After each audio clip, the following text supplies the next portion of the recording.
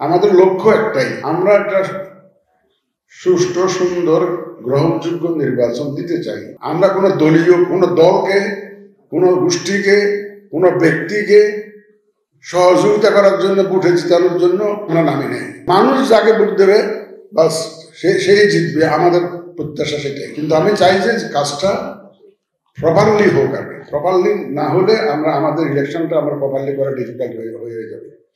আমরা একটা সুষ্ঠু সুন্দর গ্রহণযোগ্য নির্বাচন দিতে চাই। এই ব্যাপারে আমাদের কোনো অন্তরের মধ্যে কোনো দ্বিধাদ্বন্দ্ব নাই। আমরা সর্বতোভাবে চেষ্টা করে যাচ্ছি এটার জন্য। আমাদের লক্ষ্য একটাই, এবং আমার কাছে আপনাদের কাছে অ্যাপিল হলো, for gods sec don't be biased towards any party.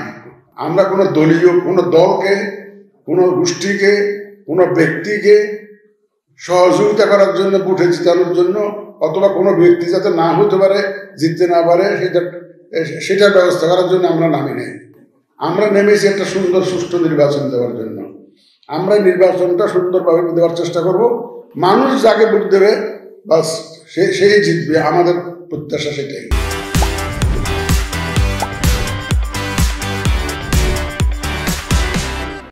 সুতরাং আপনারা without any fear or favour, ভয়ের কোনো কারণ নাই, ফেভার করার কোনো প্রয়োজন নাই, ফেভার করবেনই না। কাকে বলতেছিলাম যে আগে তো ফেভার না করলে চাকরি নিয়ে টান পড়তো। অফিসাররা যখন কাজ করতো, যদি কাউকে যদি ফেভার না করার জন্য বলা হয়, সেটা না করতে চাইলেও অসুবিধা হতো। এখন ফেভার করতে গেলে অসুবিধা হবে। আমি বললাম, আমার একটা ওয়ার্নিং থাকবে, কাউর যদি আপনারা ফেভার করতে চান, ফর গডস সেক, আমরা কিন্তু স্পেয়ার করবো না। যদি আমাদের নলেজে আসে যে আপনি এদেরকে ফেভার করার জন্য আপনি কাজটা করেছেন, এটা আমরা উইল নট স্পেয়ার।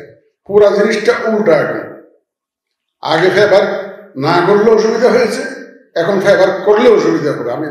আমি একদম this is my clear decision. এই ব্যাপারে আমরা অনর থাকবো, কিন্তু আমরা কিন্তু শক্ত অবস্থানে থাকবো।